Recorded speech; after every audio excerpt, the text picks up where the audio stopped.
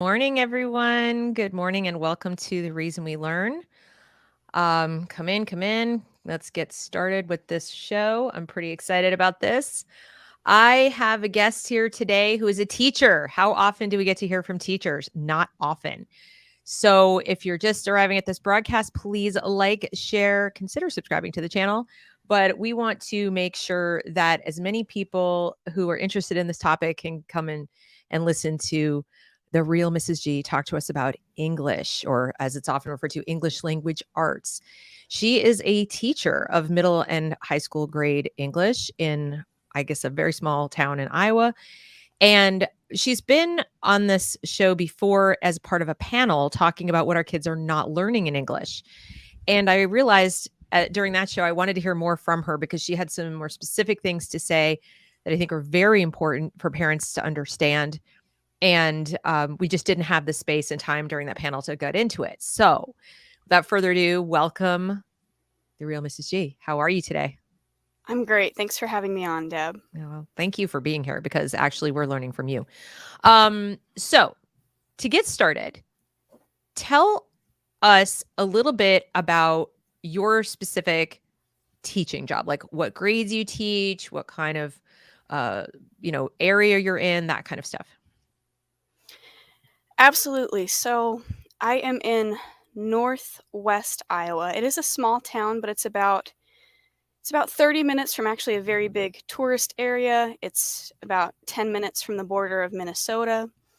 So you actually have kind of some interesting things going on with just the demographics, with people's culture and stories. A lot of farmers, a lot of truckers. So we do really have that small town feel. Right. And as far as the teaching of English, my school probably has a graduating class of about 30. That's So really small. So that's not like, just a small town. That's like a village almost. I mean, in terms of size and scope. Am I right? I mean, most people basically, know each other kind of, sort of. Yeah. absolutely. Okay. All right. And because of that, we have an English department of exactly 2 people, and we alternate grades. So I teach 10th grade, or excuse me, 8th grade, 10th grade, 12th grade, some composition based electives, creative writing, newspaper, yearbook, and then the other teacher takes 7th, 9th, 11th, Right. communication. So we just kind of have to work together to try to tackle um, every single state standard out there, which, I mean, probably your viewers will have mixed feelings on the Common Core. I know I do, but that's basically what they lay upon us. Yep.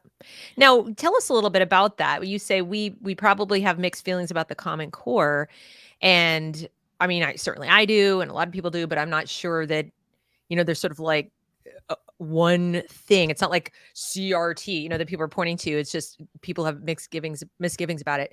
What are your misgivings about the Common Core? Like before we get to sort of present day additions, but just the Common Core in general, which has been in place since the Obama years, right? Early then. Right. And well, we could even look back a little bit before the No Common Child Core. Left Behind, right? There has always been some sort of standard. If Right. the national government isn't putting something forward, the state government, the districts, there's always some sort of standard.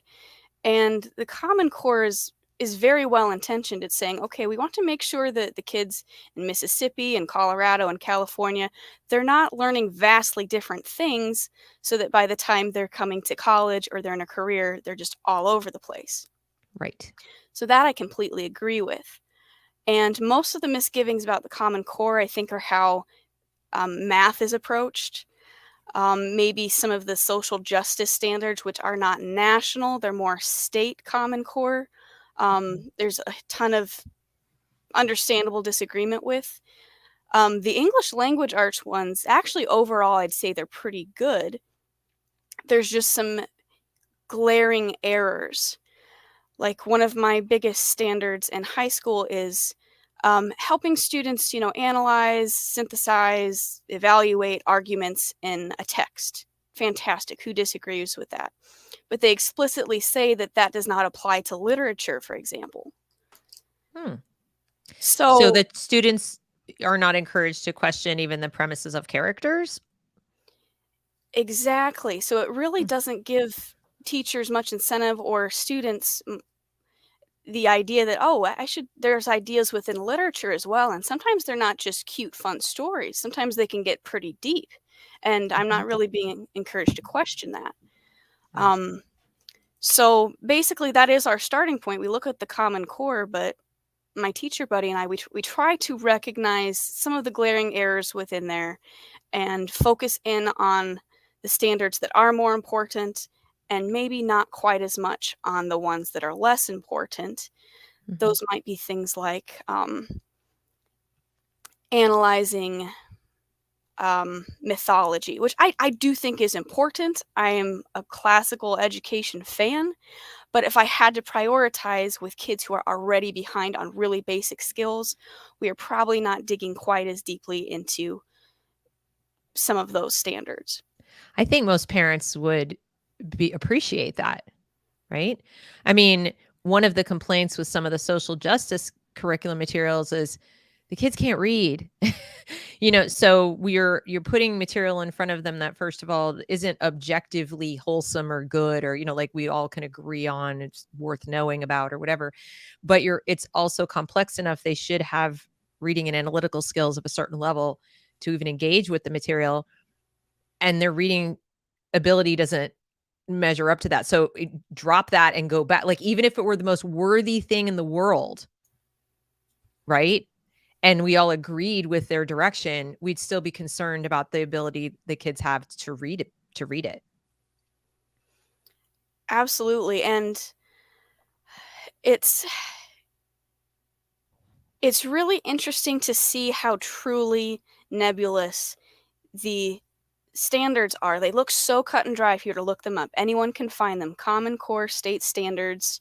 I think it's ccss.org. Okay.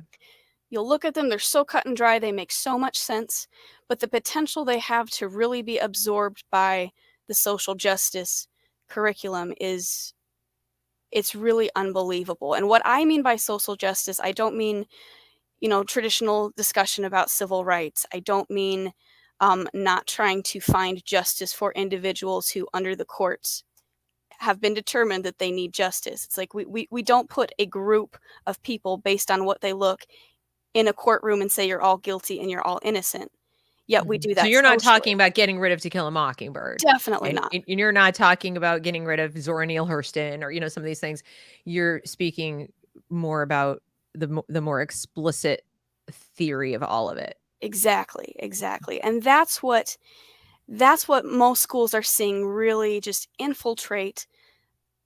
Maybe that's an overdramatic word, but let's go with it. Infiltrating their grammar, their vocabulary, the instruction that they need to have, they can't do it anymore because now it's like, okay, here's Black History Month. Let's talk about this. And well, okay, we already have Dr. King in the curriculum over here. We really needed to talk about what a noun means today, but okay. I don't mean to laugh, but I mean, let's delve into that. So I I was certified and taught in the elementary grades, okay, in my early years of teaching. So I was right in there in the teaching of reading and the teaching of basic parts of speech and, addition, subtraction, and early multiplication. So like those basic skills pre third grade is where I spent most of my time. And even then in the early 90s, I was noticing the kind of whole word and all this kind of emphasis on the teaching of reading. What have you been seeing? How long have you been teaching, first of all? How many years? On and off. I'm a pretty new teacher. I really am. Okay. I started actually during COVID. So Okay. I don't know if you want to count this because it was at a rehab facility, so they had to go to school while the rest of the country did not. So you can I imagine how gotcha. that'd be a little less productive when the kids know that the rest of the country doesn't have to go to school. So Yeah, I got you. But call it still, a I few would years. think that, I mean, even from your time in university, like college, university, and so forth, um, have you perceived a change in skill set, or just let's look at it in the slice of time. Kids coming into your classes, do you feel they are prepared to do what you would have classified as sixth, seventh, eighth grade, or even high school work coming in the door, leaving COVID out of it, like, taking into account that there's learning loss. We all understand that. Do you feel like it goes beyond that? It goes beyond that they're like a little behind. Do you feel like there's a discrepancy there? Absolutely. And I see it very, very much as a glaring issue. And maybe some of the teachers who have been in the system forever, it's just such a slow change that they don't see it. I graduated in 2008 from a thoroughly average high school in Colorado. Now I'm supposedly at one of the more high performing schools in this state.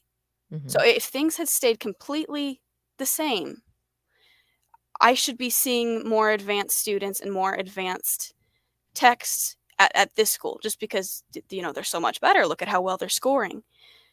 Not at all. The things that I was doing sophomore year in high school at my average school is harder than the things that they are doing in their college classes. So my school allows them to take college classes through the local community college, Right. Yeah. which in a way is awesome, but those are dumbed down below even the high school level. Now, how do you explain that to a student? Why is your class a little more difficult than my college class? And if I Right. were to answer that question completely honestly, I'd say because they are appealing to adults who have been out of school for a million years. Maybe they're trying to get their GED, so they can't teach you a real college class. Therefore, what you're actually taking is a second high school class. Sorry. Yeah. I can attest to that. My eldest daughter this year is doing, dual enrollment to get college credit and high school credit. So she's taking that gut English class that sort of make you take your freshman year of college just to get it out of the way. And I mean, she's got like 100 in the class. Like, that's not because she's so brilliant. I mean, she's smart, but I look at what she's writing and what the prompts are and what she's asked to do, and I think this is a joke. And then we used to call it back when I was in high school in the 80s. And I took the AP English class so I could test out of the freshman English class because I knew it was sort of a gut class and I didn't want to be in it. Um, but even then, that English class was at least rigorous in terms of grammar and composition. Like the purpose of it, I heard at the time, was to remediate for people who kind of made it through high school and they got decent enough grades to get into college in every other realm, but they really couldn't write very well. So they were going to be, really spend that year focusing on getting you up to college level writing, right? And what I'm seeing is, honestly, it's closer to like ninth grade. Like, it's not even a high school, it's like a baby high school class in terms of what they're being asked to write. And I've seen her writing skills like almost atrophy. She used to write better. That's the other thing parents don't seem to understand. And tell me if you think I'm crazy, but my perception is people can go backwards. They can almost regress, or at least not advance at any pace. So it seems like they've regressed. That's what I've seen. Oh, I've seen the same, and I'm not trying to insult community colleges. I know you're not either. I think they're amazing, especially if you want to get certified on welding or something like that. It's just Sure. it really is like the English and humanities departments in community college where yeah, it's a tough issue. So, Yeah. So they're coming into your class. And like I asked before, do you feel like you have to slow down or teach different texts or do anything around where they are lest they all fail? Or are you put under any pressure to do that? not explicitly, no. I won't change the rigor of the texts. I just will not. Now, what I might have to do, I can't fit any as many in as I would like. I have to give them more support than I might otherwise. Hmm. Um, so there's a lot of that. Okay. How much time do you have to spend teaching them grammar that you would have hoped they came into class learning? Like when they write a paper for you, do you correct the grammar and spelling or do you focus more on the content? I do have to focus more on the content, and I hate to say this, um, but I really just have to look and see, okay, what are the most key grammatical skills that they are going to be judged for in life? What are the most limiting ones if they were to write an email or write a resume? What are the concepts where maybe if you throw the comma here versus there, that can change the actual meaning? If it's beyond that, I really don't have time to focus on it at all, unfortunately. Right. So that's important for people to know that, I've tried to say that as you get into the upper grades, it gets more difficult to hold teachers accountable for the lack of skills because you are expected to meet the state standards and to cover certain material within that amount of time. And you can't be a remedial class and the class covering the material. There just aren't enough hours in the day to do it. But it's got to still be frustrating, right? Because you look at the student and you realize like there's nothing organically inhibiting the student from knowing how to do this properly or as well as it can be done, let's say. It's just they don't learn it. Like they weren't taught in the first place. That's been my experience. I look at kids, they're so bright. And when you have a conversation with them about their ideas, right? If you're sitting and discussing something with them, they're so much brighter, I feel like, than they're given credit for. They really are, and it's just all those little knowledge gaps throughout the years. I'm not talking COVID either. It's just tiny knowledge gaps in elementary school completely come back to haunt you in high school, and they're Mhm. really hard to spot too. Right. Um, Yeah. so maybe not high school in this example. Let's talk about my 8th graders. Mhm. They are starting to get into formal essay writing. Yep. They might do it a little bit in 7th grade, but it's a cute attempt. In 8th grade, they're really starting to get the skills. They're analyzing. It's amazing to see. So I have these plans going forward, and as they're starting to write things down, I'm just like, oh my goodness, no one has taught them how to properly conjugate past tense verbs. Right. So they're Right. writing things like they have wrote instead of they have written. They have drove instead of they have driven. So it's like, okay, I can't just skip over that, say that's not within the purview of 8th grade standards. They need to know that. But you're also saying, okay, if we need to do this first before we can move on, what am I picking towards the end of the year that we can skip? And that happens Exactly. every single class, every single grade, and it's a bummer. Now add social justice. Like it now add. So let's go back to your okay, if you're teaching a 6th grade class and you had your, perfect world scenario, what would you like to say to elementary teachers of ELA or to the establishment defining what elementary ELA education is about? If they came to you and said, "What do you think they need to know to be prepared for middle school?" What's your wish list that you don't think is happening or that you've seen not happening? I think my wish list is already there on paper. What I would say though is they need to work very hard to make sure they understand the real science of reading. Because I was a little mixed up on this in teacher school as well. They Mhm, taught me some mix of this 3Q reading method where you're relying more on sight words than how to sound things out. mhm. But there was also some conflicting information on no, here's when you use phonics, here's when you don't. And it was just a mess. And I kind of ignored it largely because like I'm not going to really teach elementary school. So if this becomes relevant to me, I'll dig into it. But I just wonder where some of the kindergarten teachers, first, second grade, like what are they actually basing their instruction off of? Right.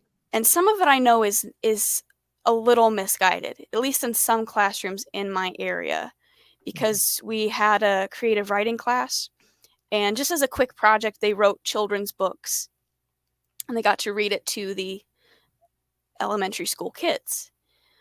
Well, in these elementary school classes, I'm seeing dozens and dozens and dozens of sight words plastered on the walls that really shouldn't be sight words. You're talking words like container. Okay, if you know phonics well, you should be able to break down that word slowly, figure out how to spell it over time. You don't need to use that as a sight word. And so I really suspect that they're still using some of those ineffective methods, and that mhm. might be some of the issue that we're seeing in middle and high school. Mhm. But we really don't even have the opportunity to meet much with the elementary school teachers, which is kind of sad because it'd be nice if we could work together a little bit. I agree, and that is something that I have noticed in the teaching profession, and even when I was a teacher briefly, I felt was missing was, there you are waiting for their students. You're going to be the recipient of whatever product comes out of the elementary school.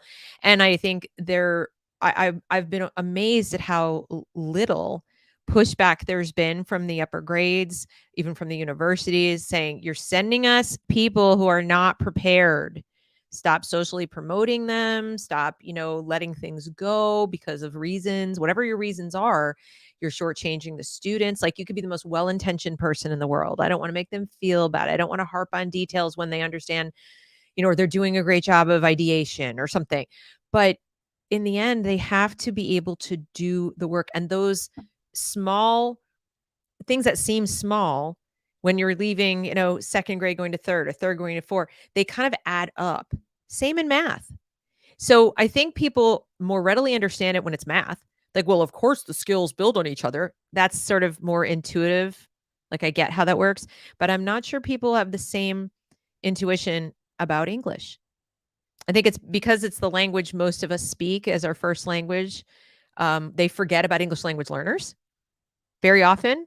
Even some of the people who claim to worry about so-called minorities and marginalized populations will do things like 3Q. We're like, what if it's not their first language and they don't have a vast vocabulary or hearing people speak English at home, right? So there it just seems strange that people assume that because you speak the language, you know all about it. You know how to use it correctly, you know the grammar, and you'll just figure it out. Like by osmosis, like you learn to talk. I wonder if people understood more how we learn to speak, right?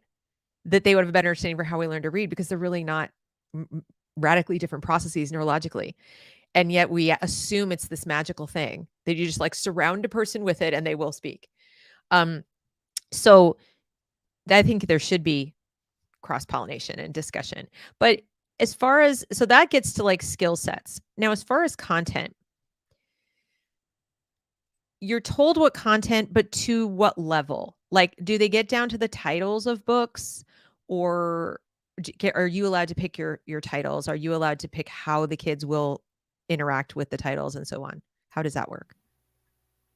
So I get a ton of freedom in my school, and I would almost argue too much, because I could easily take that freedom and pick some extremely fluffy book. So the freedom almost makes me nervous, but they really just say, here are the state standards, talk about it with your department, figure it out, we'll pop into your classroom once in a blue moon, have fun, call us if there's any problems. And I'm a pretty independent person. That works for me. I think as far as a parent, I would be maybe a little concerned with that. Yeah. My school in particular, I mean, it's like the parents are on the school board, everyone knows each other, you're invited into my room at any time. I'm not worried about it. But I think parents might have some sort of impression that this is how the curriculum is decided. Um, it's just so professional, well done. There's some master curriculum developer who's brilliant. Um, maybe. Maybe there's not a curriculum developer at all. Maybe they're incompetent. It could be a group of extremely tired, over-caffeinated teachers scrambling in a room to write lesson plans. It's like, all right, I guess this is what we're doing this week or next week or next month. And it's really all over the place. Right. I see it, in my tutoring, I'll see people buying things, who've bought things from teachers, pay teachers. And they have, there seems to be so much emphasis on how cleverly they've designed like charts and graphs and little booklets to fill in and things, and to make like a product to sell, as opposed to, I'll look at some of these things that my tutoring students will bring and say, well, this is my reading log, or this is my this. And I'm like, to what end?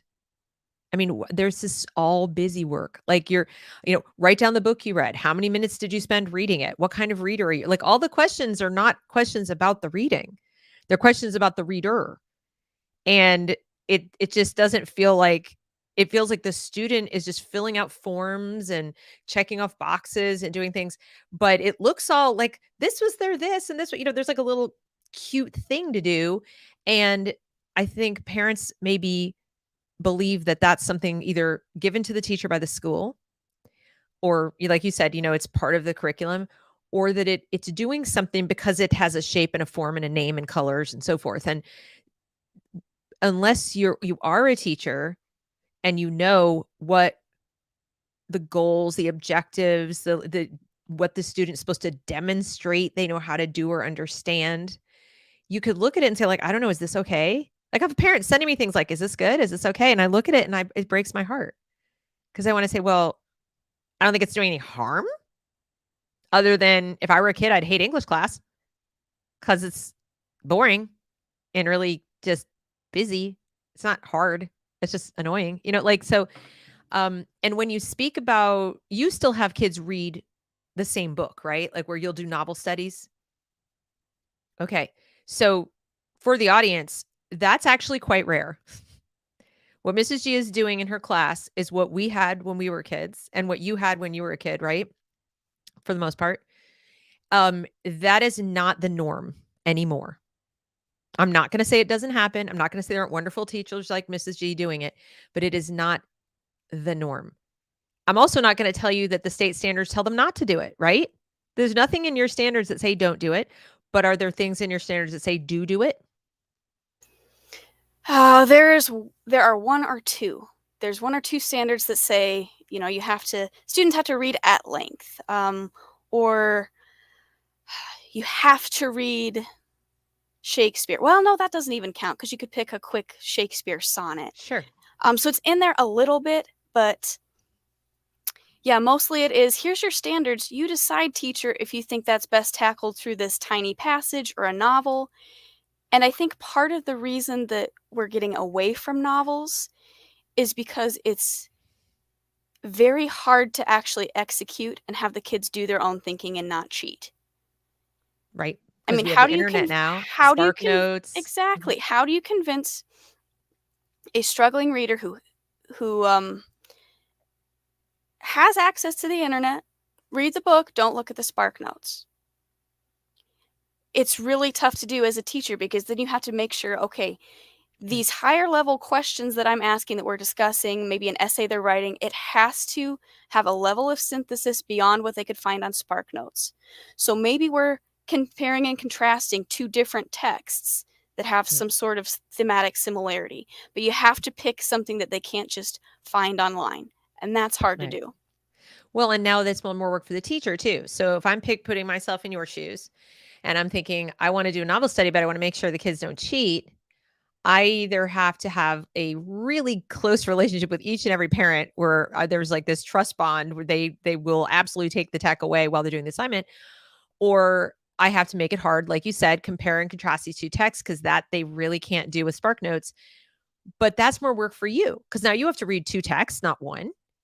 And for those who think, oh, you can just teach the same text every year, it's not that simple. You really have to go back and refresh it, like reread it, or at least skim through and, make sure that you are approaching it with each class for the first time with that class. Otherwise, you're stale, right? There's some things you can repeat, but you can't just like, I read that 5 years ago, I don't need to read it again. And that's more work for you. And then if they literally can't do it, you're looking at failing half your class. Like then you're looking at, what do I do when they literally cannot do it? They don't have the reading stamina to read one book, never mind two, or it's going to take us the better part of the semester to get through the two books just to read them, never mind to go through and close read them. And, there's pushback from families too, right? There are parents who would push back, aren't there? I haven't really seen any, Well, but you're I'm in a sure very they small, exist. yeah. What I hear is there are parents who push back on, why are you making my kid read a whole book? Because they've spent, grades before reading passages, right? So I want to talk about that a little bit. Can you explain to the audience what's the difference, the qualitative difference between having students read passages from great literature, even or not great, whatever, just passages versus an entire text? and great literature, classic type things that have stood the test of time versus current modern, like the stuff that's just published recently?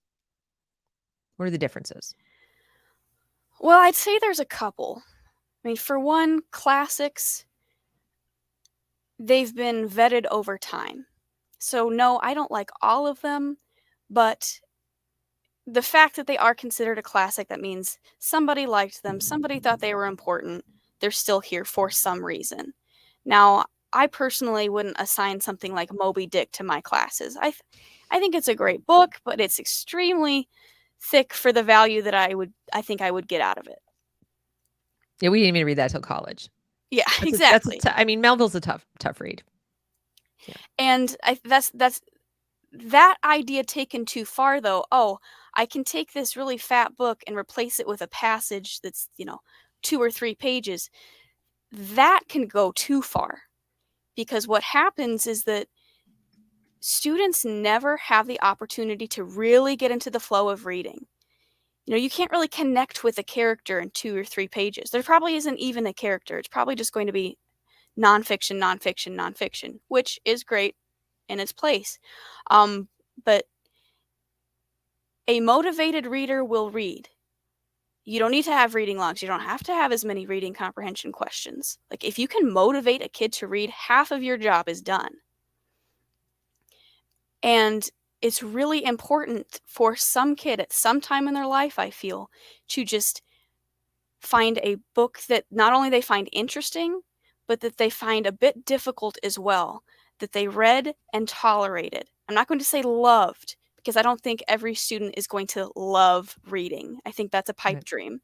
But if we can make it our goal as teachers to at least make sure that everyone can tolerate it, Right. and they're just never going to with just passage after passage. They can never connect to the characters. Yeah. It just doesn't happen. Well, as you point out, you're more likely to be given nonfiction at that point. And why is it important to read fiction? A lot of people don't understand that. They're like, what difference is reading? What do I care what they're reading? Which you would say? Well, what would I say?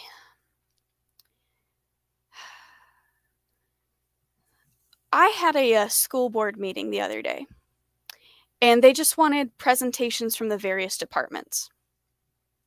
And to justify my use of novels, which I didn't really need to justify myself, but they wanted an explanation for why we do everything we do. And before I even talked about novels, I pulled some documents that I used when I was a small business owner. And I'm like, okay, here's my process. Aside from the value of classical education and just knowledge for the sake of knowledge and all that good stuff, what are the actual skills that someone would need to know to unpack some of these really dense documents? The vocabulary, the grammar, the whatever. It's like, okay, I actually pointed out some really common words that, like, not legalese. Like, it's like, okay, now here are these exact same vocabulary words in a novel that is much more interesting, that the kids will actually engage in. So I'm actually really deliberately picking novels that maybe might not see how they transfer to, college and career readiness. That's a huge district goal, college and career Right. readiness.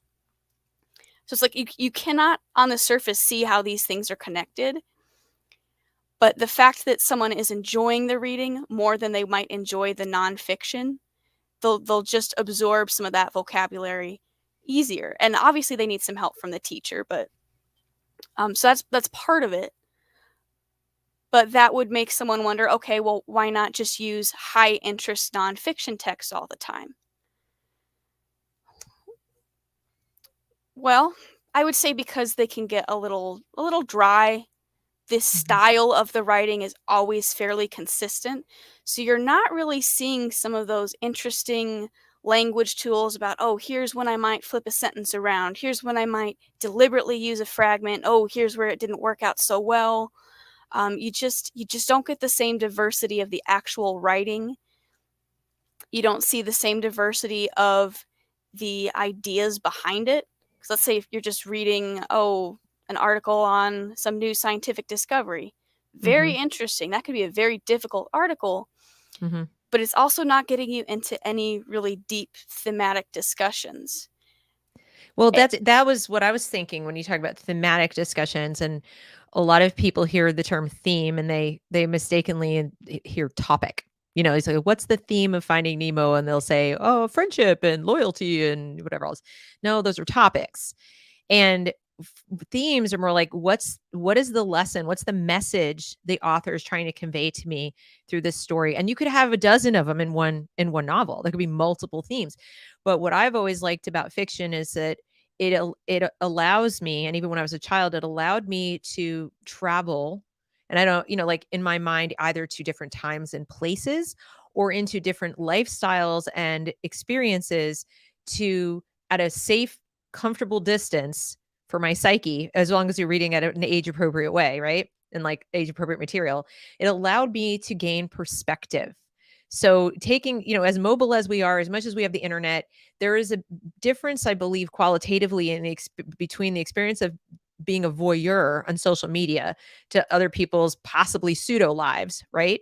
And reading a novel that is an immersive experience, especially if you read well, and this is why teaching kids to read well is so important, because it does, I believe, need to be an immersive experience, which is something that's not accessible to readers who are not proficient. And that 3Q thing gets in the way of that.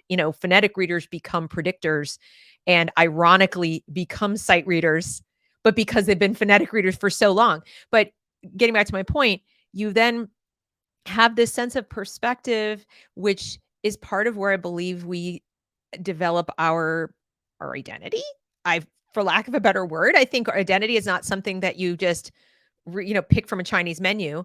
I think it's something that you over time organically develop from inside. And I think you can get that from that perspective. I think you can learn about the world. You can become interested in topics you never thought you'd be, like history. I didn't know I was interested in history till I started reading more and more historical fiction as a young child. And I felt it was like time travel. So for me, the ability to read fictional stories about people living in the past gave me the opportunity to go to places I couldn't go in reality. And then I wanted to know all about what their lives were like in reality. Oh, guess what? Now I have an interest in history. And I think they feed each other. And what I noticed as an elementary school teacher is they're not focusing on content learning outside of ELA class, and you need to be interested in things content wise to be that motivated reader, whether it's fiction or nonfiction. You have to understand the giant realm of ideas and topics in the world to even want to sit down and read a text. And anyway, that's just kind of my riff on like perspective and reading fiction. What do you think of that? no, I completely agree. And um, as much as I value the really practical side of English, the grammar, the vocabulary, the reading and nonfiction text, I think I think that the novel, the fiction, I think it requires more justification because people just don't get it. And even I think some parents maybe don't have the time to really sit down and really think about it. And what I would say to parents is do you remember that your English teacher isn't just an English teacher? Right. We aren't just grammar, vocab, and spelling. I would more closely define it as, oh, I don't even know, an epistemological and hermeneutic look through the texts of time. Like, I don't even know. They're so all over the place. But I think it's really easy to, as a parent, take things like theme as just being cute. Right. Well, my kid, I really want to make sure their grammar is good, their spelling, all. Want to make sure that's good. I agree with you. I respect that. But I think the reason that a lot of parents, and I'm not speaking to the parents in your audience in particular, they think stuff is cute and they don't buy in with the school because that's how the school treats it. Right. Like they might confuse a theme for a topic and now write this silly paragraph on friendship or something just extremely shallow. Right. Well, So theme there's is you're teaching people to think, right, and it's right? and you can turn some of these Englishy things into very serious scenarios. Like this is a little bit of a dramatic example, but when I worked at that rehab facility, there's a lot of really rough backgrounds, girls, self harm, body image issues. Um, so I was able to really get this one girl in particular I'm thinking of to try to break down the themes in what she was listening to, watching, because all the music, all the everything, Right. extremely depressing, just like Right. really bad messaging. And as she was able to do that on her own, oh my goodness, you have the difference between a suicidal girl and a Right. girl who's suddenly happy with her life, just Right. based on the Englishy concept of theme. Yep. Um, Something that's relate I mean, that's why I do find it difficult sometimes to argue with some of the people who are saying, "We want the literature to be relatable." I don't disagree, I just think they have a very narrow definition of relatable, and it's driven to, like, stereotypes. Like, for example, I can read Dostoevsky, right? And I have nothing, like, less than nothing in common with any of these characters, but I can still relate to some of the inner conflicts and the thoughts of, like, I have this dark thought, like, or whatever. Like, there are characters whose heads you can get inside of and kind of like see life through their eyes, and it helps you learn about yourself even if you have nothing superficial in common with them. And I think it's actually one of the best ways to try things on, to kind of try on different thought processes to get inside another person's head, or another time period, so you begin to understand your own context a little better. um, I honestly There's a line, do you remember from, did you ever see the movie You've Got Mail? long time ago. Okay. Well, there's a scene where Meg Ryan is the bookstore owner, and she's in the bookstore, and she's packaging up books at the cash wrap or whatever, and she's talking about the importance of the books you read as a child. And by child, I'm thinking before you're 18, before you have to go out in the world and you don't have as much time for reading for pleasure anymore. And she said, the books you read as a child become part of you like no other reading you'll ever do. And I'd take that to the bank. I mean, I think back and I remember books I read before I went even to high school more than the books I read in college. And I remember some of them quite well, especially being an American studies major. So I was, like a lot of American literature. But I remember the books I read as a child, all my Roald Dahl books, all of that stuff. And, Secret Garden and Heidi and all that, so much more. And I feel like we're depriving children of opportunities to know themselves and know the world when we focus on nonfiction, and where we assume that because something is dated, it's not relatable as present day, or it's not relatable because the characters don't literally look like them or don't literally live in the same environment they live in, that they won't possibly have anything motivating them to continue reading it. And we just know that's not true. We're not giving them a chance. Yeah, and I'm so lucky. My group of kids that I have, they're really open-minded. I mean, I don't mean so open-minded that their brains fall out, but it Right. just it just happened this way that all of our novels this semester have a male writer or a male protagonist. Well, in some areas of the country, maybe I might need more diversity there. And one of the kids in the class asked me, he's like, "Huh, that's kind of funny. Did you do that on purpose?" And I'm like, "Nope. Or maybe I did. Maybe I secretly hate women." And they all laugh and um but they have an understanding, and maybe they do in other schools. I imagine it depends on how the teacher's acting. If the teacher's acting like you can find a common humanity in someone of the opposite sex or a different race or a different time period, then the kids will really absorb that. Whereas if you're saying, oh, we absolutely need to read only books of people who look like us and have always thought exactly like us, Right. because I actually don't know why. I think I it's d it poor reasoning, but I think it's poor reasoning, and I haven't seen the justification for it, quantitatively either. I haven't seen how it ties to making kids more interested in reading. I really haven't. I don't see that at all because there's spark notes for that junk too. Not to mention, they tend to be formulaic in their structure. They tend to have the same vocabulary repeated over again. So there's no diversity of the writing, structure, style, etc. So the kids are being deprived access to, information and about writing itself, about construction and rhetoric, which I want to touch on. But before we move on from this topic, I just want to, people may remember this book, Wonder. And this book was made into a movie with Julie Roberts. Okay. This author, I think it's RJ Palacio, is a woman. But the way this book is written is each chapter is written from the perspective of that character. So we get the perspective of a 10-year-old boy, the perspective of a 16-year-old girl, we get the perspective of a parent, we get the perspective of, little mean girls. I mean, we get, and each one reads like it's that person. I mean, one thing I love so much about this book is the talent that it took for the writer. Now, when I have students reading this book, that's one of the things I try to highlight. And the other thing that she does so well is when you are inside a character's head, observing the world through their eyes, which is how the chapters are written, you have two benefits as a reader. One, you're seeing life through somebody else's eyes. It's not you. Two, because you are not literally that person, when they're right and wrong in their perception.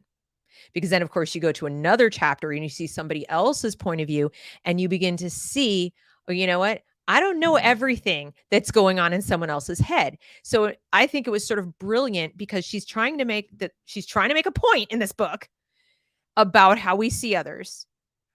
And by doing that stylistically, she drives the point home. It's not all contained in the words. It's contained in the structures. So that's why I wanted to segue into talking about things like rhetoric, like, writing style. What do students miss out on when they are not taught what it is, why it's important, where it is, like what it looks like, etc.? What are they missing out on? And help the audience understand what rhetoric is, what we mean by that, because not everybody walking around could define it. Yeah, so I'd say there's two definitions of the word rhetoric. One is how we use it in normal conversation. Oh, that political rhetoric, it has an implication of, someone's trying to deceive or something like that. But in the classical sense, like as we're talking, the English language art standards, rhetoric really just means the art of effective speaking, writing, whatever medium you're using. Right. So you can imagine how that kind of is an umbrella over everything, because how you write effectively in creative writing, how you speak effectively in a speaking club, or not a speaking club, like a communications or a speech club is what I meant. Or how are you effectively writing a persuasive piece, what have you. It has so many moving parts that change depending on the genre, that it's quite a bear to tackle. So you almost need to randomly look at things through a rhetorical lens. Mm-hmm. So for example, if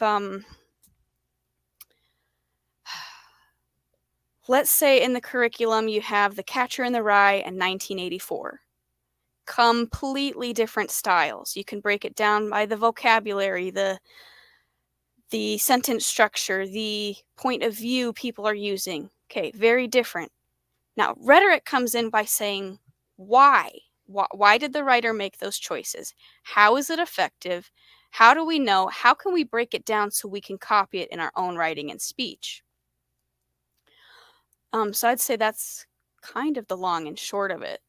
Right. And then And go ahead. Sorry, go ahead. oh no, I was just going to say, I was probably going to get on another bunny trail there of how to actually teach it as another story, because then you kind of are going back to the Greeks. You're going into, your classical syllogisms, what are the few logical structures that Right. if you say it like this, and as long as we agree with the premises, you're going to be right every time. Right. And then you kind of build off of that. But Well, even things like identifying a premise in the first place. And I've been observing, just go on social media, right?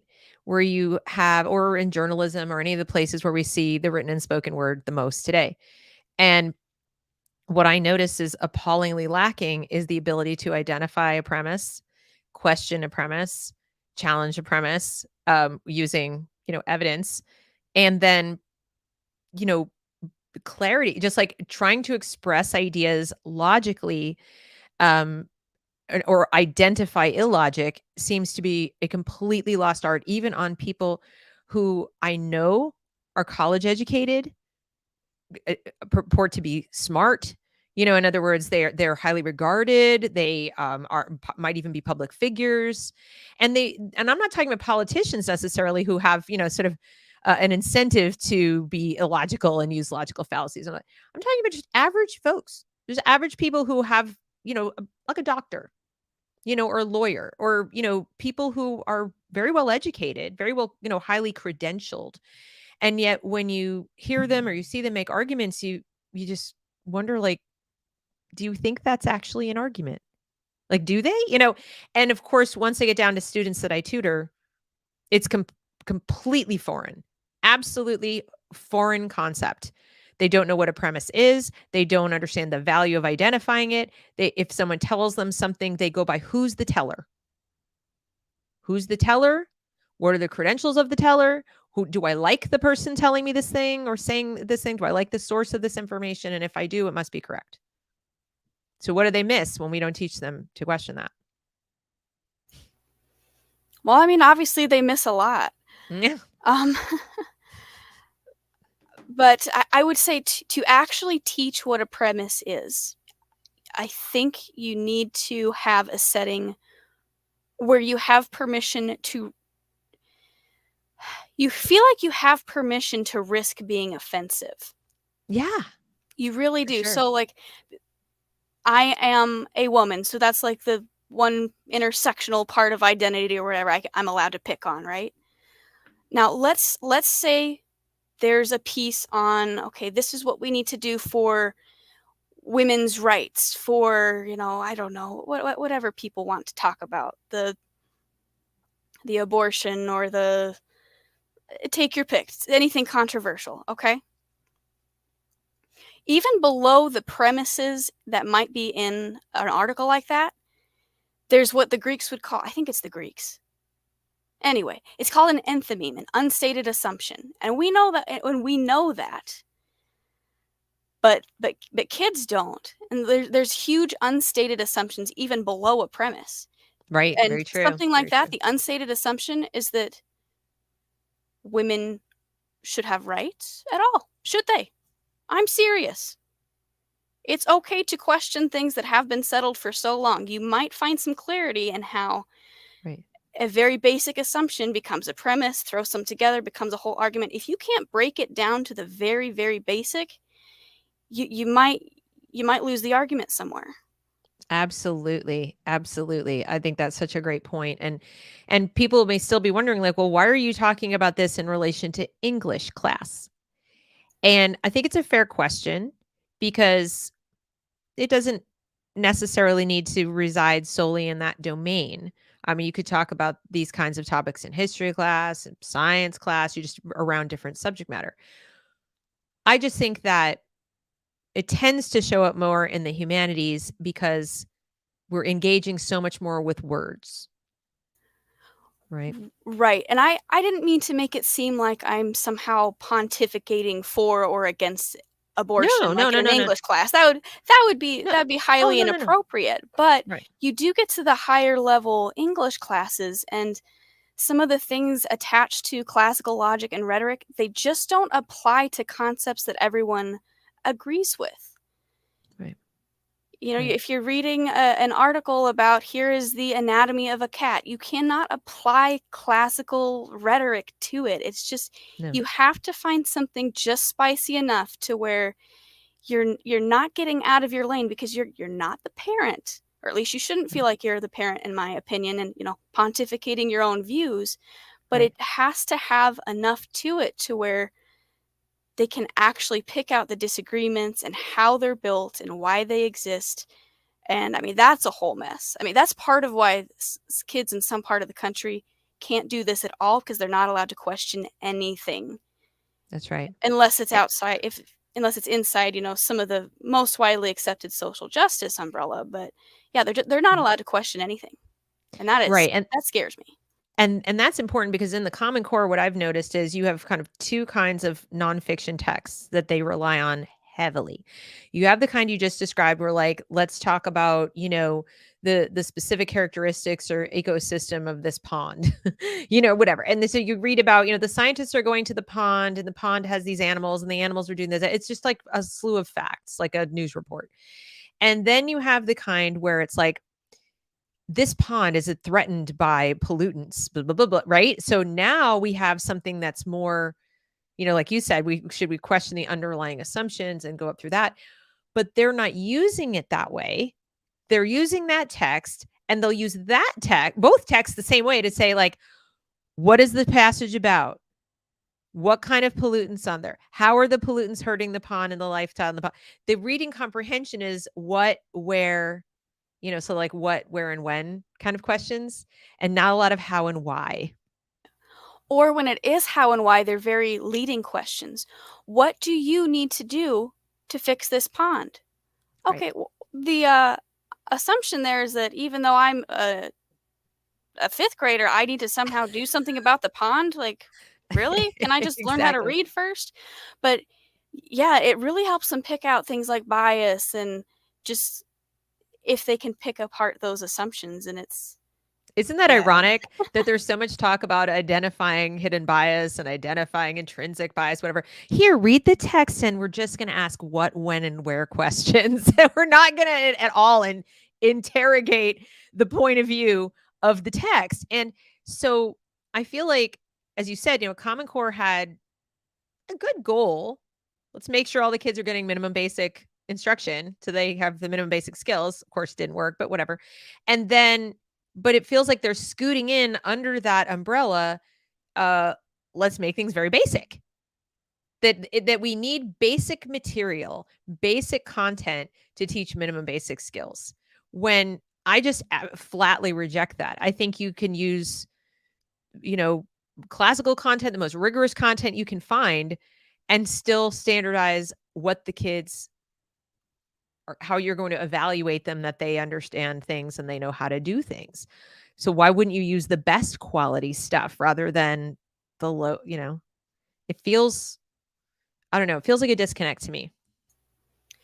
It's because it takes a lot of work. I mean, if you have 30 Ah, kids in a class and you have a very high level book, no matter how much you want to keep your standards high and you'd like to be consistent, you will not be able to. You probably have some kids who have some sort of individualized education program. So maybe under the law, you have to provide an audiobook blurb for them. Or maybe this kid over here, he's, a second language learner. These kids over here, they're pretty bright with, you know, writing, but they struggle with their reading comprehension. right. So now you have all these different moving parts. So you have to present little supports. It's like, okay, maybe these kids can just go tackle it. That's the best for them. Sure. Or maybe these kids, maybe they need a ton of front loading on vocabulary or who knows what. And it's just a ton of work. And yeah. When your class, again, you have a slightly different situation because you're in such a small school in a small district, but um do you think that teachers in the bigger districts where they do have 30 kids in the class and they are, as you just described, like all across the spectrum of learning abilities, what how can an A or like a grade, and I'm not sitting here being pro letter grades, don't hear that, I'm just saying that in terms of how people evaluate whether their child is succeeding, is doing well in a given subject, it strikes me that a kid with an A out of a specific class, when you have the presentation so varied, that doesn't really mean much. Like, how can that really mean anything? What am I comparing the two as far as a rubric goes? It feels like if you did the things that were expected of you as an individual, you get an A. But what you were expected to do versus the kid who is expected to, read the full text, not listen to an audiobook, and Like that's a different set of expectations. Is that happening? Like for real? Or the kids have the same things that they have to do? So in my class, they do have the same final products to get to. I just don't have any like Like a any frame I of don't have reference any there. like real I don't have any of those outlying circumstances like someone who Okay. doesn't, you know, is not a native speaker in English or, Right. some severe disability. I don't have any of that right now. If that were the case, then yeah, by law, the state would actually break up, what should be the expected final product, and Oh, it would change. maybe It some would of change. that is appropriate because, if you have severe brain damage, you probably aren't going to be able to do calculus. But should you still be able to graduate high school? So some of that I completely get. Right. It's more the fact that even on rubrics, it's really hard to break down the difference between what good and great looks like. Um, Especially I would think in these kind of subjects. In English and history where you're writing essays or you're writing papers. I've seen rubrics for that, and I've seen some actually really good ones. And what I like is about the good ones is they give examples. So in other words, they show you an example writing sample. And I, as a homeschool educator, I was using a program called Excellence in Literature, and I looked at the rubrics and I was like, this would be considered something that fully satisfied all of the expectations to the excellent level. Like they're all of the. Here's one that would satisfy like most of them, but needs work in these areas. And I found having example text or example writing, helped tremendously because it's one of those weird things. Like when you see it, you understand it, but it's kind of hard to just describe. Would you agree with that? Like you kind of need to have a basis for comparison. yeah, absolutely. I don't think there's any other way to do it because you say, okay, what's a common prompt? Like, explain your reasoning, using examples from the text. But okay, what does explaining reasoning really look like at a high level? How do I add in information from a text? And I could break that down in a rubric like, oh, the writer, used three pieces of, text evidence, and writer used two pieces, and or maybe the reasoning wasn't so good. It's all extremely nebulous, so you have to give Right. those examples, but that is also more work. And It sounds like the common theme I'm hearing is that a big factor influencing the teaching of English in America is the amount of burden on the teachers. And is that true? I would definitely agree. And look, I'm happy to work 70 hours a week as long as I can see my family, because yes, you do get some months off during the year. But even so, like, you just feel like you can't fit it all in. Like, Mhm. before class, I would like to reread the chapter the class is reading. Okay, now I'm reading 8 chapters a day of really dense text. Now I have a bunch of meetings. Now I have a bunch of emails. I have to plan the lessons and I have to do all this stuff. And before you know it, you just can't get to everything, so something gives.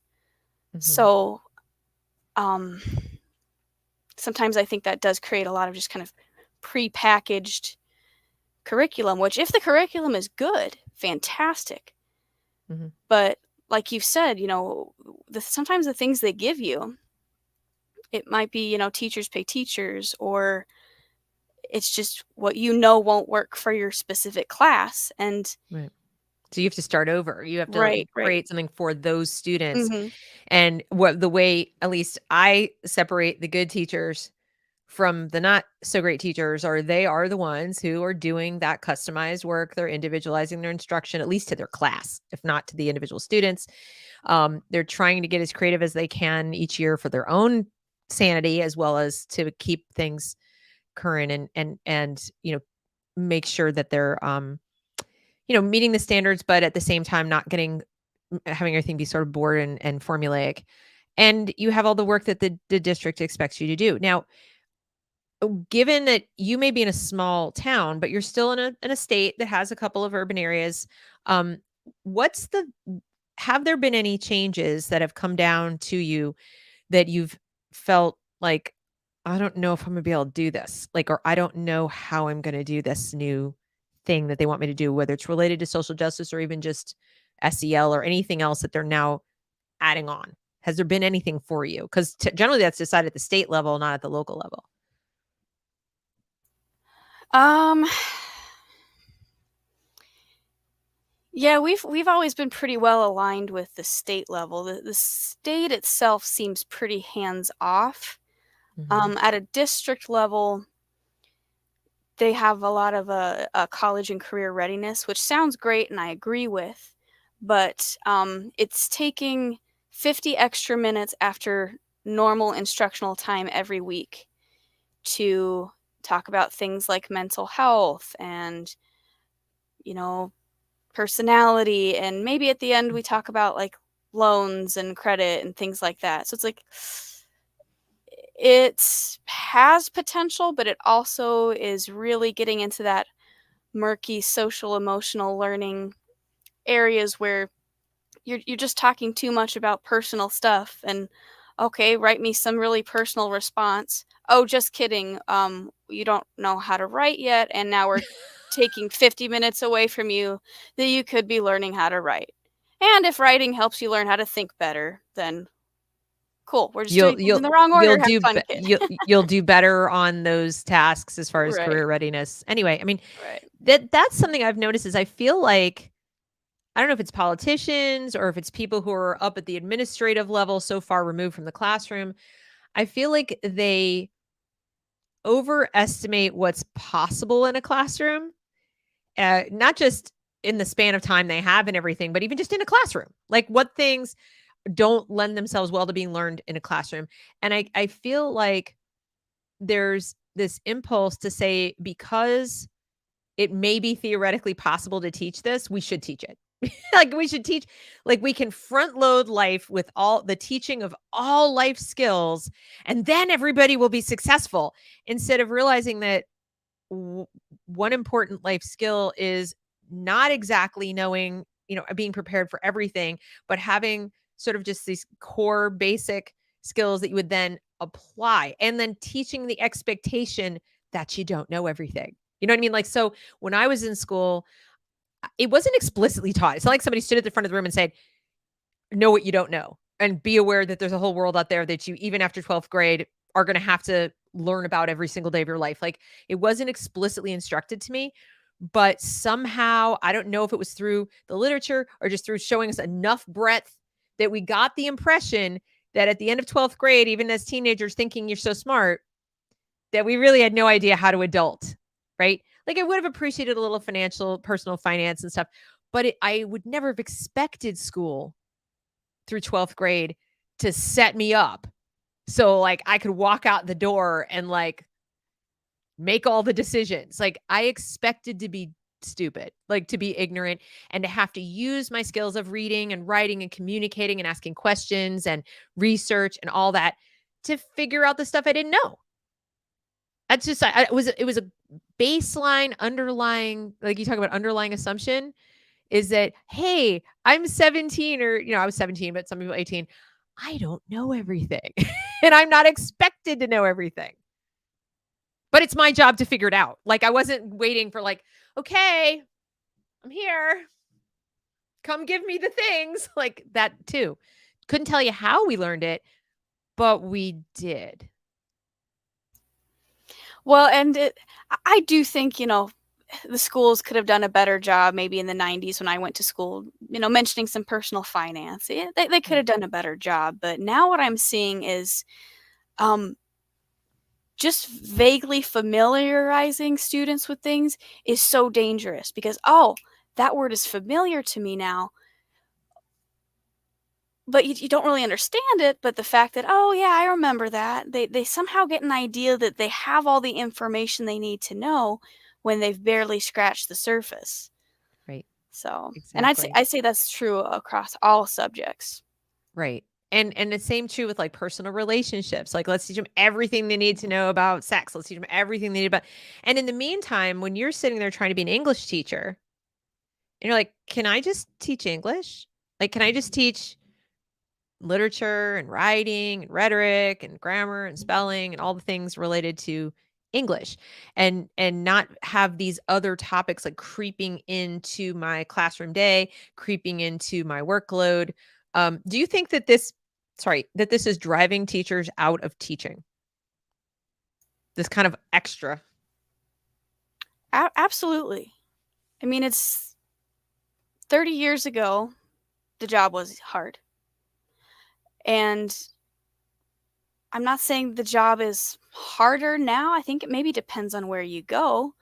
But overall, like, you just have more moving parts. You have maybe you're in the class, maybe you're doing virtual learning. Maybe you can't just teach your subject matter. Maybe you have to teach, college and career or Mhm. social justice or who knows what else. And as soon as you put too many variables on anyone, they start to get stressed, they start to lose their passion. So I would see it as being a huge factor. That and the discipline. That's a whole nother discussion. That's a whole other yeah. So, what I would say probably is it sounds like it's getting harder and harder to do a good job. Like a job where, like you described, where it's thorough and you're like, "Hey, I gotta work around that they could cheat, so we're gonna do compare and contrast to texts. I'm going to, you know, try to engage the students. I wanna make sure that we hone in on their writing skills and their rhetoric." Like, to be a really superb English teacher, which I'm sure you are, probably takes a ton of work. Whereas I think it's gotten easier to phone it in. In other words, that the it's easier to do a less good job, because there are now all these like I said, you can get away with saying, "Oh, I covered the standards. We read these passages," or hook them up online on their Chromebooks with this thing that delivers the passages. Here's the 6th grade passages. Do this one, then this one, then this one. I mean, there are online resources that teachers can use where the teacher doesn't have to do any planning at all. They can just hook the kids up with that, say, "Here, go on there, start at number 1, go make sure you do the first 3, check off the box, answer the questions, boom, you're done with the lessons for this week." And they could it's a standards aligned, they could just be the warm body in the room assigning that on the Chromebook, and nobody is gonna come along and say you didn't do your job. Yeah, exactly. And it is extremely easy to phone in, and it's really hard for outside people to tell. Exactly. For example, like let's say a middle school English class, there are some sites that will aggregate news and they'll put it at everyone's reading level. It will ask them questions. Well, okay, they're aggregating from sites that have had, um, not redacted. What's the information? What's the word I'm looking for? Retracted. Thank you. Yeah, the the site itself will retract the article. It'll stay on, the site that aggregates it and pumps it out for the middle schoolers. I can pop in there and I could assign an article, but some of it's really not good stuff. mm-mm, And now I would have to go back and check, okay, is this thing actually accurate? Is it?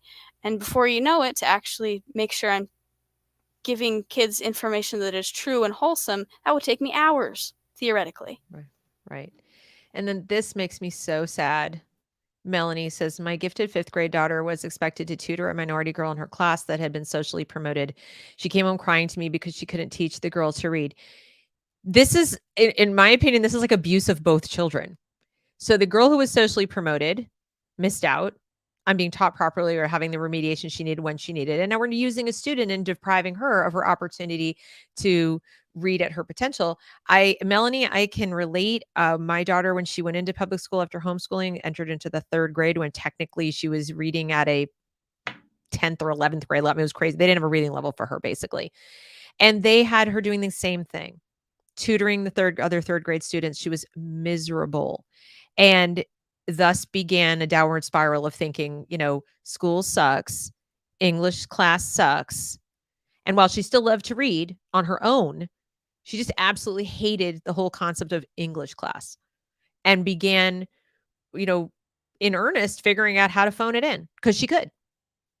Because she could. And to this day, getting her to be motivated to push herself to the level of rigor she's capable of is very challenging. So a lot of people will say, "Oh, your kid reads off the charts well, like you're fine. They're fine. They're fine. They're gifted. They're fine. Just we don't need to worry about that. We're just going to focus on these kids."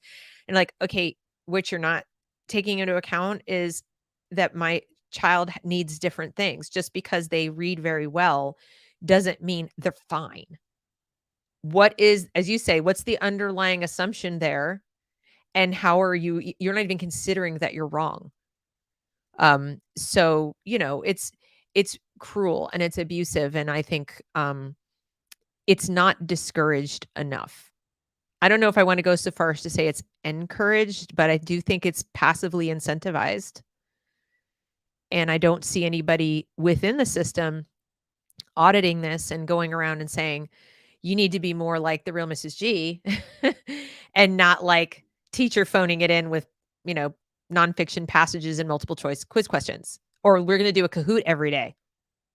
That's how we teach English. We're gonna use Kahoots with 3rd grade vocabulary. Yeah, you got an A. No, and it is I really feel for some of the teachers out there because there's some really good teachers, there's some really good schools. I mean, overall things are pretty messy, but I mean, there's things to appreciate, but Mhm, well, I mean, one of the things that happens is if you are in one of those areas where you're just overwhelmed, you don't have time for anything, the advice is don't do anything for your students that they can do for themselves. Okay, that could be good advice. You know, you could have teachers trying to take too much upon themselves, but that can mhm, also turn into, you know what? I could have students research this, teach the lesson next week. I could have students tutor other students. mhm. And then it's just are you justifying that as a good instructional practice to teach them leadership skills? Or are you just feeling so overwhelmed that you don't know what else to do? Right. Like, And how much of of your program is this? I mean, I see the old "let the kids choose their own books" thing a lot too, and the self-directed learning in the class, and kind of it's not like they're qualitative, they're saying like, in this particular instance, we've given them a choice of 10 and they're going to choose one and they're going to do close reading, so they're because we want them to get practice at choosing their own books. I don't see it like that. I see it as like the whole year you're just going to do sustained reading by choosing your own books, and manga's fine, graphic novels are fine, even in, 11th grade, stuff like that. And the argument is always the same. Well, I want them to do the reading. It's the only way I can get them to do the reading. They won't do it otherwise. If I don't let them choose, they won't do any reading. They won't do what I tell them. There's all these like shifting the blame onto the students when I can't help but feel like, and then there's a justification for dogging on direct instruction too. Like, well, you're crushing their engagement. You're crushing their interest when you pick. And I'm like, I need to see some evidence that any of these statements are true. They just like make assumptions and people believe it. I read plenty of books that I was assigned to read that never in 100 million years would I have gone to the bookstore or the library and said, "Oh, yes, please give me that book to read." But when I was done, I was like, wow, I'm so glad I was assigned to read that book. I would never have read it. I got so much out of it. I really enjoyed the discussions. I learned a ton. And to your point earlier, I wouldn't go so far to say I enjoyed it. Like, that'd be pushing it. But it's like good exercise or something. Like, I'm really glad I did it. Right. And what do you think of like the whole, like, I let my kids choose their own books all year? well, for any parents who want to see like the real basis of some of these arguments, um, look up "Read Aside" by Kelly Gallagher. Read aside. "Read Okay. Aside" by Kelly Gallagher, Let me see if and I can it's been find a that. while since I've read it. Off the top of my head, I think I agree with about 95% of his premises, and I hope his research is good. It's been a while. Okay. He makes the case that part of the reason that students tend to love reading in elementary school and then they lose it in middle school and high school, excuse me, he says it's a few things.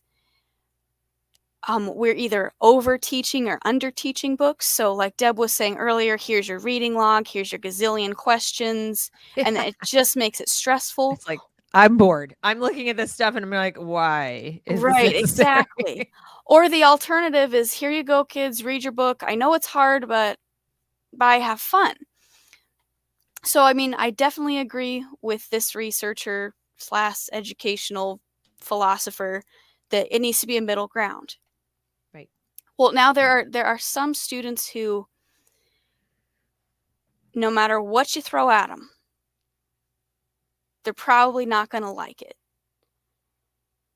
That's true. And I mean, so it's just always true. ignore those for a minute. If the goal is to teach kids to maybe not love reading but tolerate it. Okay, so then Mr. Gallagher breaks down, okay, how do we do that? Okay, we know we still need to teach hard texts. How can we help them tolerate reading?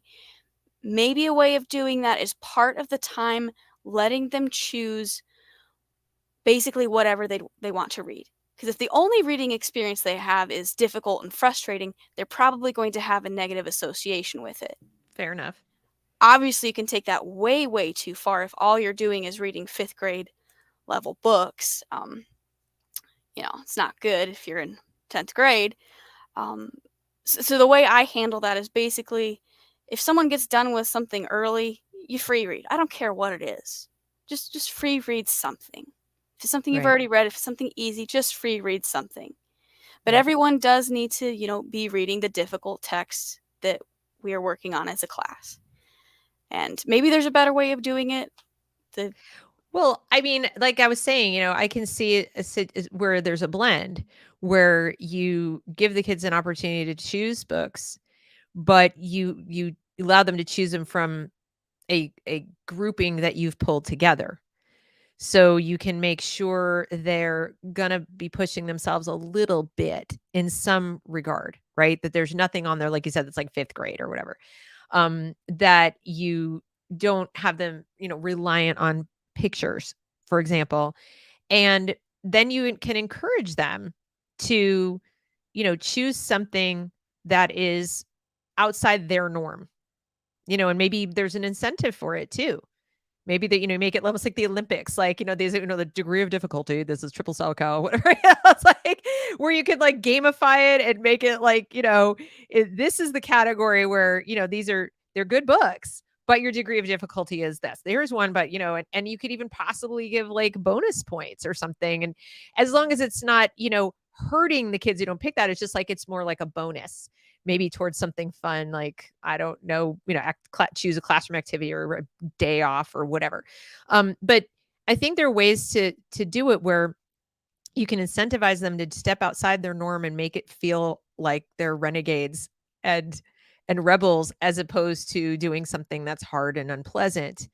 And I don't know. I mean, I think that's where teachers have to get a little bit creative, and that's why it doesn't happen, because you really do have to accept the fact that you've got competition from media, social media, TV, video games, you know, sleep once you start getting into high school. And like, every friends, every other thing under the sun, and come up with kind of more creative ways to do it. Who are your, and as a teacher, do you have personal influencers or, heroes or people that you look to and say, you know what, that's somebody who inspires me when I get to the tough times in my teaching? Most of them would be people no one would know. They'd be, past teachers and mentors of mine. Oh, I don't know. I've Nobody like really a, enjoyed your past conversations with Catherine Bibblesing. I hope that's how you a pronounce it. verbal saying. Yeah, Catherine. Bibblesing, Yeah, thank you, thank yeah, you. That's a good watch if anyone didn't see it. Just because I'm a natural softie, yeah, I'm way too nice. So even though would never be able to apply some of her methods in my school, even if I wanted to, just to see someone who is very like steadfast in the way she handles things, that yeah. was cool to see. But yeah, I'd say mostly it's just mentors that I know personally who have been Right. successful and they still keep positive. Yeah. She's great. I mean, like as Mrs. G said, you want to take a look at that one. It's called Tough Love and Leadership, and I think leadership is key. And in reading or English class in particular, possibly also history or civics class, and I know you teach some civics too, right? Or you do some kind of stuff with civics on occasion, or am I Really only when it intersects with English, like maybe like if Okay. it's historical fiction or something. Got it. Okay. But you're leading possibly even more than some of the other subjects because you have to, as you said, you need motivated readers. You need the kids to want to engage with the material before they can do the work in the first place, and they are not, increasingly in modern life, they're coming to it kicking and screaming, much more than prior generations, because the distractions are just more. It's not that the kids are bad, it's not even that the parents are bad people. They're just, you're competing with many more uh you know things that are demanding their attention. And so the challenge is to be that strong leader. And I think they don't teach you that in school, do they? Like in graduate school or college. That's something else parents don't realize, right? Is how little instructional design we get. And not just instructional design, but like coaching and mentoring on like that, how to motivate, right? The theory is all there, but the opportunity to actually practice, oh boy, no, not at all. No. You pop into these student teaching experiences and it's almost funny. Like, wow, people have been telling me horror stories, but these kids are really kind and polite and on task. Wow. You don't realize it's because there was an extremely competent teacher who put those practices into place, and you're seeing them years later. Right. Now they throw you in with a room of entirely new kids, and you're just like, oh, wait a minute. This is different. Well, let me before we, I know I've taken up like almost an hour and a half of your time, so I'm going to wrap up. But I just have one thing to ask you before we go, because I do have a lot of parents watching.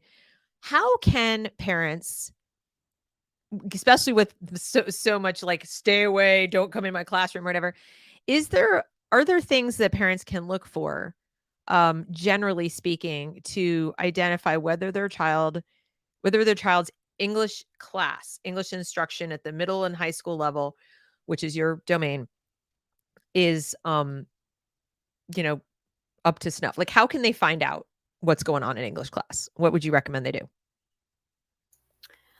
I would recommend that first they try to maybe pop onto Google Classroom, see if there's a syllabus, see what they are reading. If you see a lot of really high level things like your Shakespeare or your Dostoevsky, you probably have not much to worry about. If you start seeing, just a whole bunch of short stories you don't recognize, if it's a ton of nonfiction, I'm not saying there's anything wrong with that, but you can almost guarantee it's a less rigorous class. Okay. Another thing you would need to watch out for, though, it would be like it could say Shakespeare on there, and maybe it's an abridged Shakespeare. No fear So, Shakespeare. so you'd really need to make sure, it's the actual text of what you think it is. Mhm. So if the teacher's keeping high level texts, they're probably dedicated to really getting the If they students have a there. syllabus, that's a plus. Yes, if they have a syllabus, that's a Yeah, plus. right. What about how Um, much writing? I remember doing a lot more writing when I was in middle and high school, whether it was book reports or I feel now I see this thing called reflections. There's being assigned something called a reflection.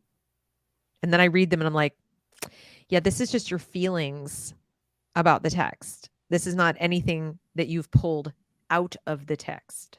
This is just you reacting. Like they're almost teaching children that what we do with literature, what we do with any stimuli is we react to it. We feel mhm. about it. We don't think about it.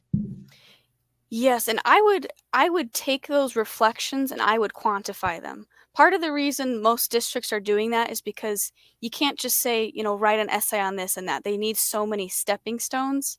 I don't know if I agree with them calling it reflections or the approach they take, but they're trying to give more little stepping stones before a big essay or something. I see. So take Okay. reflections or whatever they're doing and quantify it. Figure out how often they're asking, um, personal questions about how did you feel about this and that. And that's fine once in a while, right? And then quantify how many times they're asking extremely objective questions. How does the author develop the point? Things like that. What might this symbol mean in the story? So when I say objective, I don't necessarily mean like cut and dry. It could be open ended, but something not directly related to their feelings. Right. And Yeah. I don't know what number to give you, maybe like an 80-20. Like if 20% is more personal than, really reflecting and having a personal connection to the text, maybe that you're happy with that. I would probably be happy with that as a parent. But if you don't have at least half of the questions they're answering being objective, I would kind of shake my head at that one.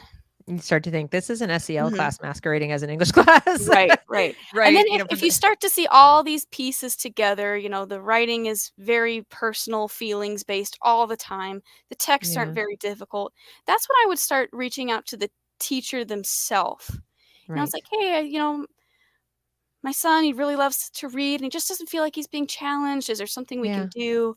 And you'd Yeah. probably get somewhere because um, teachers just honestly, we don't always get a lot of positive interactions with parents. Like, where the parent is reaching out with like, "Hey, I want to be involved with my kid." Like, that's actually really cool. Teachers love that. They're just scared of getting attacked, which parents don't do. Like, usually if teachers are getting attacked, I feel they did something wrong. Right. But Yeah. um Yeah. And as far as like when parents are seeing their kids writing samples and they're seeing their 8th grader, their ninth grade or whatever, misspelling common words or not using or writing in textese in an English paper or things of that nature. Um, I mean, what do you recommend as far as what they should do, engaging with the teacher? I mean, assuming they aren't happy with that. That they're like, "This is not acceptable. Why is my child not being taught that this is, not okay?"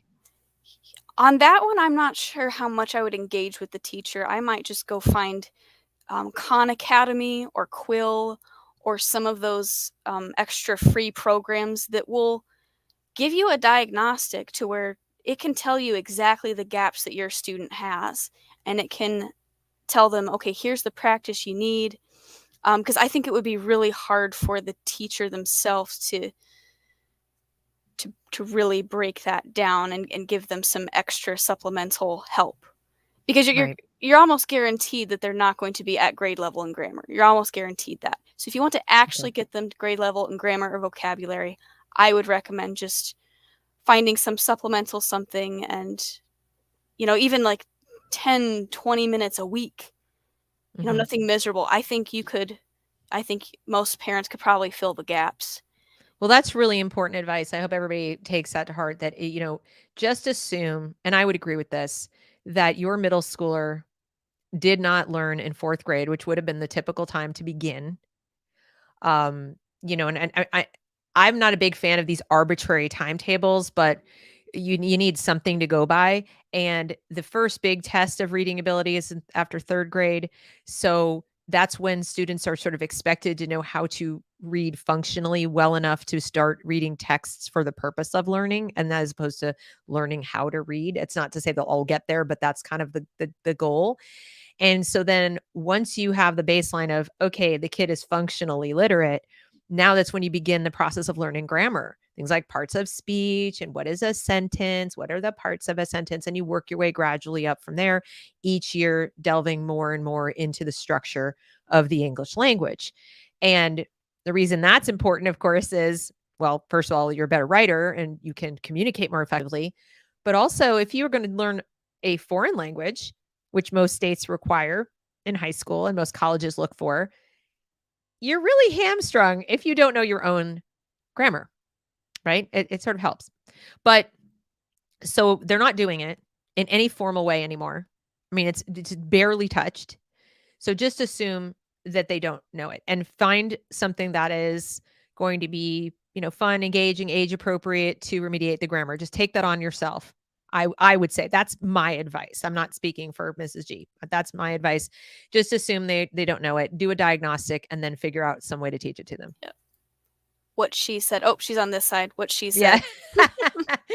All right. And let's see. What about any tips for motivating parents to get their kids to read great literature if that's not happening in their class? Like, of course, you know me. I'm always saying like leave the school, but that's that's not possible for so many people yet, and I'm mindful of that. So I would like to ask teachers like how can parents who really can't yet or are not in that position, how could they help their kids pick books or get motivated to read? What would you say? I would say just make it interest based. Like if it's in your own free time, if they want to read sports books, maybe try to sneakily push some more difficult sports books. That's nice. Right. But yeah, as long as it's something interest based, Yeah. that's a good starting point, I would say. And Yeah. especially if you can find a series. Yes. Take Harry Potter for example. So the first Harry Potter book, and I'm a millennial, I know we get all weird about Harry Potter, but the first Harry Potter book written at about a 10-year-old's level. Well, the seventh book is written at a higher level. So now, if a Yes. kid wanted to read Harry Potter, they're starting right where they would need to be if they're 10 years old. And now, without even noticing it, they're reading a much higher level book because they just want to see what happens next. Right. Um, The only thing I so would say is if they are starting at 9 or 10, just be mindful that book 7 is also much more challenging psychologically yeah, well, because and yeah. there's We definitely as that. millennial well, I wasn't a millennial, I'm a Gen Xer, but we who read them as they came out, so even if like a child read the first book and then they got as they came out, you were also maturing with the publication of each book. So by the time you got to book 7, some of these really dark themes you were older. It was more age appropriate, right? But kids today don't have that benefit. Your 9-year-old could be reading like all the books in a year and you might want to Oh tune yeah, in. and I would that I mean that's obviously happens. Like you can have a text level that's appropriate for a 10-year-old, but the content isn't. So if you don't have the time to read a book yourself, you can look up. I would go to Christian movie and not movie Christian book reviews. They're usually the best about really breaking down, every Right. theme, every bit of bad language that might be in there, and they'll give Right. you a really nice kind of Yeah. summary to where you could make that choice. Or just, it's not that far off to even if you're buying your books from Amazon or somewhere, when they tell you ignore the Lexile scores, like don't get hung up on that, but look at the age range that it's written for and read some of the reviews and just kind of gauge from there. But it is important, especially if you have an avid reader, you gotta start watching what the content is. But I think that's the biggest challenge right now is it for parents, as they say, my kid doesn't want to read, they don't like to read, and to uh, Mr. Gallagher's point, they've killed the desire to read by the way they teach English. Um, so I really value your insights into this because I know that you are a person who is teaching the way that if I were in the classroom I would be doing it, right, even with the restrictions. But I just want the audience to hear from teachers directly. You guys as a group, teachers are getting a lot of flack lately because of all of the social justice stuff. And what I've been trying to convey to people is it's it's a tough time to be a teacher. It's easy to be a bad one. It's hard to be a good one. Good ones are leaving in droves. We should cherish and support the good ones and listen to them because people like you and some of the others I've had on my channel have a lot to teach us as parents and as taxpayers and as, just consumers of education. And I just want the door, if anybody's watching out there who is similar to Mrs. G, who's, this door is always open. This platform is always open for you to come and educate us about the trials and tribulations that you face. Obviously, my only stipulation is it's not going to be it's all your fault, parents, and the kids are stupid. Because I know that's not true either. Just like it's not all the teacher's fault. A lot of this comes down from on high. But would you agree with me that at a certain point, If this stuff was coming into your classroom, if they were banging down the door and saying, you will teach this way and you will do it this way, that it would be incumbent upon you to fish or cut bait. Could you say that very last part? It'd be So incumbent on me to. fish or cut bait, like, that you would Oh, like say something, or, or leave or what. I mean, like take a stand that you just wouldn't cave under it and say, well, it's not my fault. I'm just following orders. Right. yeah, I absolutely would, because frankly, I'm not overly afraid of being fired or anything, because I have other skill sets, and that doesn't make me smarter than the other teachers out there. But I Yeah. think it makes some other teachers scared. It's like, I've been in education forever. I don't know what else I would do. Well, I know Yeah. exactly what else I would do, and I don't want to. I like teaching, but Right. um, yeah, especially the teachers out there who feel like they might have less to lose. You need to be speaking up if you see like a really strange DEI program come in. Like, otherwise, we're just gonna Right. to lose all of the rigor and all the everything good that Right. everyone's trying to fix.